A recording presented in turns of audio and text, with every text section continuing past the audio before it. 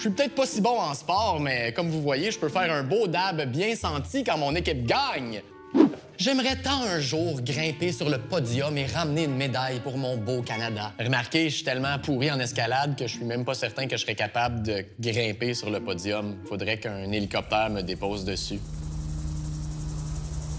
Yeah! Mais au moins, je connais le Haut-Canada en version bilingue par cœur, par exemple.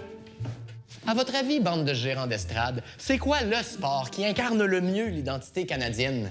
Doc Canada le sait. C'est bien sûr le hobby des Iroquois! La crosse, notre sport national d'été.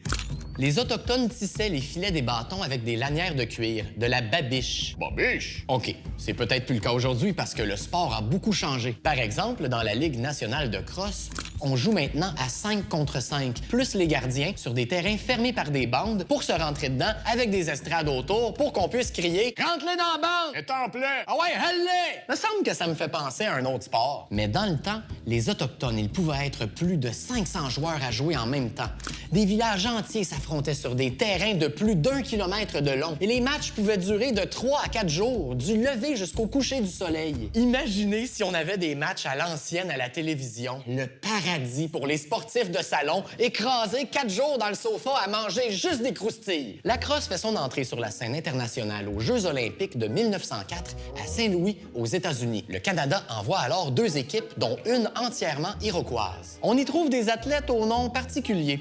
Je vous les traduis. Demi-lune, mangeur de serpents, homme qui a peur du savon et pluie au visage. Oui, c'est pas des farces qui étaient vraiment inscrits sous ces noms-là. Ça aurait fait des belles cartes de joueurs, hein?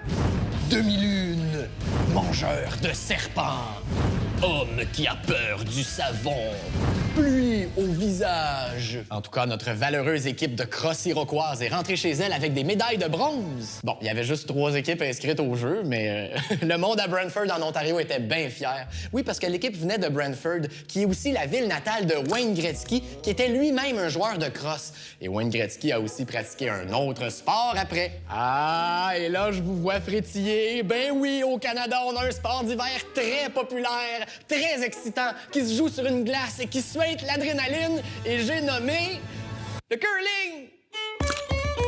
Le curling est un sport qui nous a été transmis il y a longtemps par les Écossais et qui était très bien adapté au Canada puisqu'il se jouait sur des grandes étendues d'eau gelée. Parlant de gelée, à une certaine époque, les pierres de curling étaient en fait des pots de confiture remplis de ciment. Au curling, les gelées de pommes de Winnipeg ont écrasé les marmelades de Regina au compte de 14-2. Moi, je pense que j'aurais été l'équipe du pot de Nutella direct à la cuillère.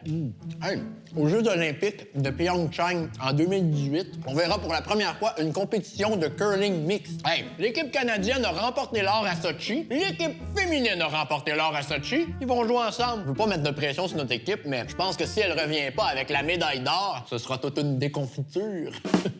Bon, OK. Vous trépignez d'impatience, hein? Jamais 203. Je vous parle désormais du sport le plus pratiqué par les Canadiens. Et j'ai nommé le... soccer. Ça coûte pas cher d'équipement, le soccer. Ça te prend un pied puis un ballon. C'est pour ça que c'est démocratique. C'est le sport pour tout le monde. Pour tout le monde? Vraiment?